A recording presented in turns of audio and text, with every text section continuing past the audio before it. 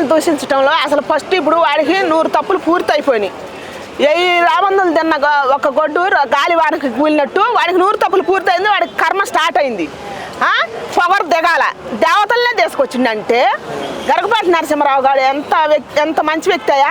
2 రాష్ట్రాల ప్రజలకి యావత్ ప్రపంచానికి ఆయన ప్రసంగాలతో ఎంతమంది మారిన ధర్మంగా ఆయన మాట్లాడింది. ఇంకొక ఆంగోళ లేడీస్ మాట్లాడింది. ఆయన ఎంతో పైట లాగిన సంగతి. ఆ రోజుల్లో పైట ఉంది, ఈ రోజుల్లో పైట లేదు. ఈయన కూడా తప్పు మాట్లాడిందని ఇంకొక లేడీస్ కూడా మాట్లాడింది. అదేం తప్పయ్యా? అసలు ఏమన్నా తప్పుందా? ద్రౌపదేవికి పైట ఉన్నదని అసలు ఆ పైట గురించి ఎందుకు వచ్చింది? ఇక్కడ మెయిన్ ఇక్కడ వచ్చింది ఏంది? ఇప్పుకొని తిరుగుతున్నారు కాబట్టి లేడీస్కి గౌరవం తగ్గుతుంది. దయచేసి మీరు గౌరవంగా ఉండాలంటే మీరు జాగ్రత్తగా బట్టలు వేసుకొని రాండి అమ్మని ఇండస్ట్రీ వాళ్ళకి సెలబ్రిటీలకు చెప్పిండు శివాజీ అన్న. అది మంచి మాటే కదా. 5 ఏళ్ళతో అన్నం తినేవాడికి ఎవరికైనా అది మంచి మాట అనిపిస్తుంది కదా. మాలాంటి చదువు లేని వాళ్ళకి కూడా అనిపిస్తుంది కదా.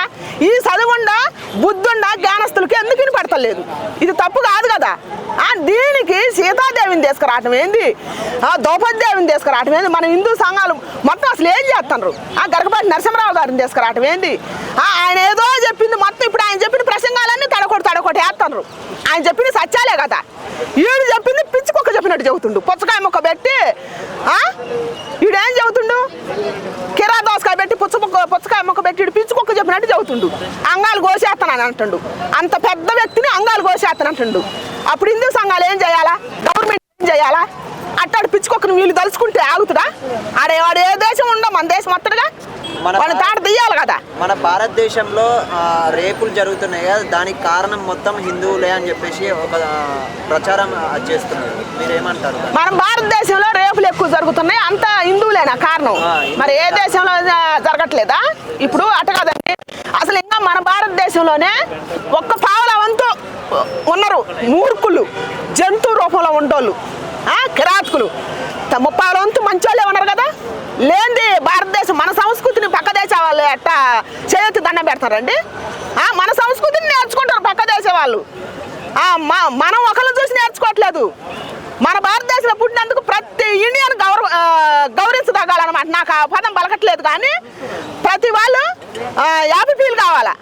అందుకని దయచేసి మన దేశాన్ని మనమే కిచ్చిపరుచుకుంటే పక్క దేశ వాళ్ళు ఈజీగా అంటారు. నిన్న వాళ్ళ అమ్మ వాడి దగ్గరికి వెళ్ళింది, శారీ కట్టిందని చెప్పి ఇండియన్ నుంచి వచ్చారు అని చెప్పి ఈ కల్చర్కి చాలా మంది సెల్ఫీలు కూడా దిగారు. మరి శారీని చూసే కదా. అవును, శారీని చూసే. మరి శారీ మన కట్టు పట్టుకు చాలా ఇలువ ఉంది, ఎక్కడైనా ఉంది. ఇది ఏ కంట్రీతో తీసుకొచ్చి మన భారతదేశంలో పెడతారు. ఇప్పుడు ఇక్కడ ఉన్న లేడీస్ కొంతమంది ఇట్టాటి వాళ్ళ మాటలు వినే శారీలు కట్టుకోవద్దని చెప్పమని వాళ్ళమ్మ చెప్తా. వాళ్ళమ్మ చెప్పు తీసుకుని కొట్టుదుగా. ఒరే పిచ్చి కుక్క, నిన్ను లాలించి పాలించి కన్నది నీతిగా మాట్లాడమని రా. నేను పిచ్చి కుక్కలకు నువ్వు పిచ్చి లేసిన వాళ్ళగా మాట్లాడి నా పరువు తీయమని కాదురా అని వాళ్ళ అమ్మే చెప్పు తీసుకుని కొట్టుద్దు అని వాళ్ళమ్మ చెబితే. ఇండియా వాళ్ళు అందరూ సపోర్ట్ చేస్తేనే ఇప్పుడు ఆ స్థాయిలో ఉన్నాడు. ఇండియా ఎందుకు ఈ విధంగా మాట్లాడుతున్నారు? అదే చవటల్లా ఆ కొవ్వు దిగాలన్నమాట. ఇండియా పవర్ చూపించాలని నేను నిన్నటి నుంచి మొత్తుకుంటున్నా. అనుభవాలో కొట్టాలి వాడికి ఇంకా లక్షల్లో నువ్వు వెళ్తుందంట. ఎందుకని ఏం చేస్తున్నారు? కొంతమంది ఫాలో అవుతారంటే ఎందుకు? పవర్ సాంగ్ లేదా? ఇండియన్ బోధంట లేదా? ఇండియన్ కల్చర్ లేదా ఎవరికి? మన ఇండియన్ వాళ్ళకి ఎవరికైనా చెప్పు. దయచేసి అనుభవాలో కొట్టాలా. అందుకే మన తెలుగు వాళ్ళకి నన్ను ఎవరు ఫాలో అవ్వమన్నారు? అన్నడా? మరి మిమ్మల్ని అడిగి అంటాడు. మరి మనకు సిగ్గుండాలి ఆ మాట అడిగినప్పుడు. ప్రతి ఒక్కరికి అన్నం తినే వాళ్ళకి సిగ్గుండాలా. సిగ్గుంటే ఎమ్మటే వాడిని అనుభవాలో పడుతుంది. ఎంతసేపు? ఒక్క రోజు పట్టదు పైన కిందికి చంపటానికి. అంటే మొన్న ఆడవాళ్ళని అన్నందుకు నాగబాబు వచ్చేసి క్లాస్ స్పీకర్ కదా శివాజీకి. ఇప్పుడు వచ్చేసి సీతాదేవినే అన్నందుకు మరి ఎందుకు బయటికి రావడం? ఎందుకు మాట్లాడతలేదు మరి నాగబాబు అన్న? అసలు మాట్లాడాలి కదా లెక్క అయితే. అసలు మన సనాతన ధర్మం, ఐందవ ధర్మాన్ని 2 రాష్ట్రాల ప్రజలకు పరిచయం చేసిందే మన పవన్ అన్న. అట్లాంటి వ్యక్తి మాట ఇట్లాంటి వ్యక్తి వల్ల బయటికి రావడానికి అసలు వీలు లేదు. ఆయన నియమాలు, ఆయన తెచ్చిన సిద్ధాంతాలు పాటించిన అన్న అయితే ఇప్పుడు మన సీతాదేవి గురించి మాట్లాడినప్పుడు, మన ద్రౌపదేవి గురించి మాట్లాడినప్పుడు, మన గరగపాటి నరసింహారావు గురించి మాట్లాడినప్పుడు, నీ తాతి నీచంగా అంగాలు కోసేస్తానని చెప్పినప్పుడు ఇప్పుడు మాట్లాడితే అన్న ఆడిపోతాడు. ఎక్కడో ఉండేవాడే నాగబాబు అన్న. పవన్ కళ్యాణ్ ఎంత పేరు వచ్చేది. మరి ఇప్పుడు ఎందుకు మాట్లాడతలేదా అన్న? శివాజీ గారు మొన్న చిన్న మాట అన్నందుకే ఉమెన్ కమిషన్ వాళ్ళు అది తీసుకున్నారు అవునయ్యో అమ్మ ఉమెన్ కమిషన్ వారంటే అసలు ఇంతవరకు నాకు తెలియకలే లేదు. అసలు వాళ్ళు ఉన్నారా లేరా నిద్రపోతున్నారా కూడా తెలియదు. ఇప్పుడు లేదు ఒక మంచి మాట చెప్పిన వ్యక్తికి కమిషన్ వేసి వాళ్ళకి ఆయనకి అంతా చర్య తీసుకొని ఈ మాట అనొచ్చు ఈ మాట అనకూడదు అంటే నువ్వు కప్పుకో అని చెప్పొద్దు, ఎవరినైనా ఇప్పుకో అని చెప్పాలా. అది పద్ధతి కాదు. ఆడపిల్లల్ని ఆ హింస పెట్టకూడదు. నువ్వు కప్పుకొని రా అని అంటే అది హింస పెట్టినట్టు కింద లెక్క కదా. నువ్వు ఇప్పుకొని వస్తే మేము బాగా చూస్తాం, మేము బాగా ఎలబడతాం. అప్పుడు రేపులు ఎక్కువ జరగటానికి ఆస్కారం ఉంటుంది, మాకు కేసులు ఎక్కువ దొరుకుతాయి, మాకు అందరికి పనులు దొరుకుతాయి. ఇప్పుడు జాబులు కొంచెం తక్కువ ఉన్నాయి కదా. ఇప్పుడు రేపులు ఎక్కువ జరిగి ఒకరినొకరు చంపుకుంటుంటే కొట్టుకుంటుంటే ఇప్పుడు అమ్మాయిలు అబ్బాయిలు అదే కదా చేసేది. వాళ్ళకి పనులు ఎక్కువ దొరుకుతాయి, వాళ్ళు ఎట్ట బతుకుతారు? అందుకని ఇట్లాంటి ధర్మం నువ్వు మాట్లాడకూడదయా శివాజీ గారు. ఇది తప్పు, నీ లాంగ్వేజ్ నువ్వు మార్చుకోవాలా, నీ బుద్ధి నువ్వు మార్చుకోవాలని చెబితేనే పాప ఆయన బయటకు వచ్చి మంచి మాట్లాడకూడదని చెప్పింది శివాజీ గారు. ఐబొమ్మ రవిని ఎక్కడో ఉన్నటువంటి పర్సన్ ని ఇక్కడికి తీసుకొచ్చాను అని చెప్పేసి వాళ్ళు చెప్పారు సజ్జనార్ గారు. ఇప్పుడు ఎందుకు అన్వేషణని ఎందుకు తీసుకురావడం లేదు? అందుకే మరి నేను సత్యనారాయణ సార్ని కోరుకుంటున్నా. ఆయనే 2 రాష్ట్రాల ప్రజలకైనా యావత్ ప్రపంచానికైనా హీరో ఆయనే. నీతి నేను ఉన్న హీరో అసలు పోలీస్ వ్యక్తి ఆయనే కాబట్టి సత్యనారాయణ సార్కి నేను చెబుతున్నా ప్రత్యేకంగా, సార్ నీకు 2 చేతులు దండం పెట్టి చెబుతున్నా. మన సమాజాన్ని, మన సంస్కృతిని, మన దేవతల్ని, మన పురాణాలు చెప్పి ధర్మం చెప్పే వ్యక్తులు కూడా మొత్తాన్ని కీర్చపరిచినట్టు మాట్లాడి నా అనివేశ అనే కుక్క, ఆ కుక్క ఎక్కడున్నా మీరు తలుసుకుంటే ఖచ్చితంగా అతడాడు. వాడు తాట తీయటానికి మీరే హీరో నేను చెబుతున్నా. మొన్న జరిగినటువంటి ప్రెస్ మీట్లో శివాజీ గారు నేను ఇంకా ఇకపై నుంచి నేను మంచి మాటలు చెప్పను, ఆడల గురించి నేను మాట్లాడను అని చెప్పేసి చెప్పాడు. దానికి మీరేమంటారు? దయచేసి శివాజీ అన్న నిన్ను అందరూ అనలేదు, 95% నీకే సపోర్ట్ చేస్తున్నావు. అందుకని నీ గురించి ఒక్క 10 మంది మాట్లాడినంత మాత్రం నీ ఇల్లు తగ్గిపోదు.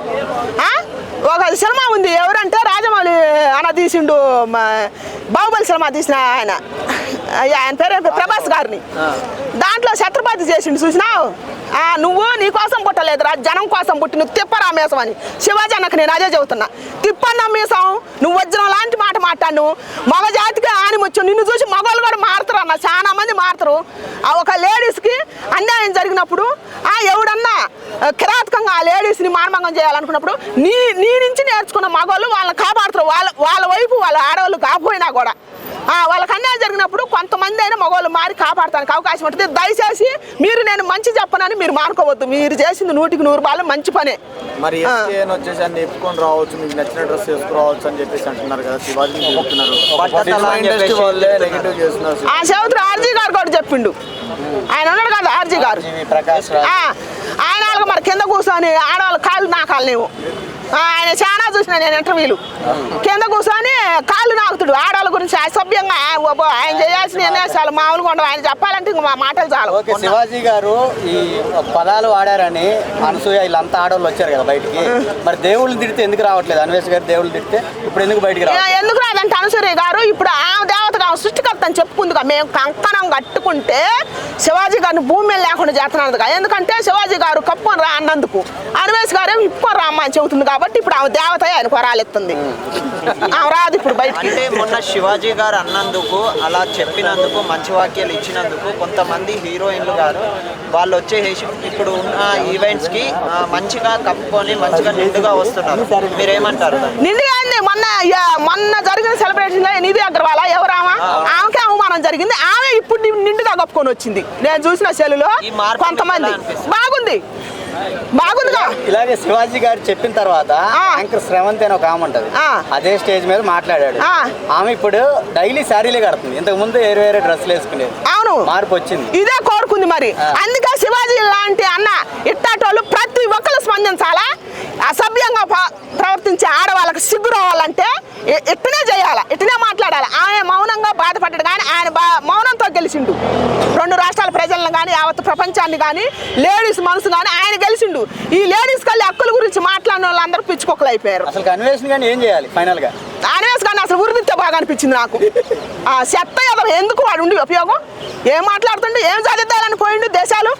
మన దేశ సంస్కృతి ఇతర దేశాలకు సాటి చెప్పాల్సింది పోనిచ్చి అక్కడ నేర్చుకొని ఇక్కడ పిచ్చుకోక మాట్లాడితే ఒప్పుకుంటాం. ఉరి తీయాలి వాడిని. డబ్బుతో వచ్చిన అహంకారం ఇది. అహంకారం డబ్బుతో ప్రతి వాళ్ళకి వస్తుందండి. అహంకారం డబ్బు ఉండబట్టేగా ఇప్పుడు సెలబ్రిటీలు కానీ ఎవరైనా కానీ ఒక్కొక్క వ్యక్తికి 10 మంది ఉంటారు. ఎవరిచ్చిన కష్టం అది ఎవరి కష్టం మీద పెట్టుకుంటారు.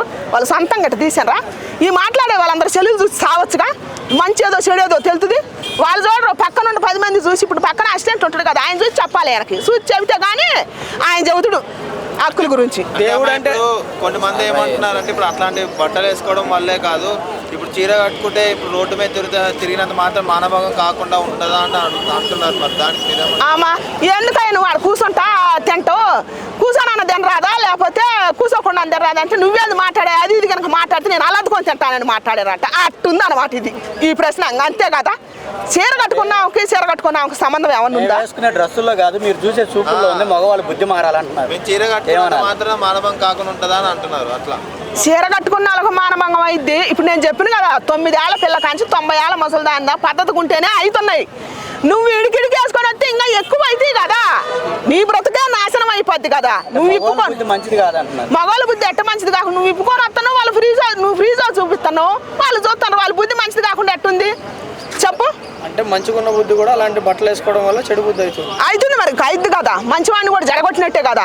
ఇప్పుడు బెమ్మకే పుట్టింది రెమ్మ తగులు అని అంటే ఎట్టాటి వాళ్ళ వల్లనే కదా.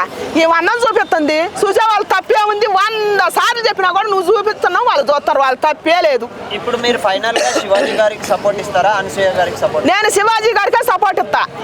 శివాజీ గారిని కాళ్ళు కడిగి నెత్తన పోసుకున్నా తప్పు లేదు అనిపిస్తా నాకు. నేను ఆడమనిషిగా దేవుడు అంటే నమ్మకం లేదన్నందుకు రాజమౌళి గారి చేత సారీ చెప్పించారు సంఘాలన్నీ వచ్చి. ఇప్పుడు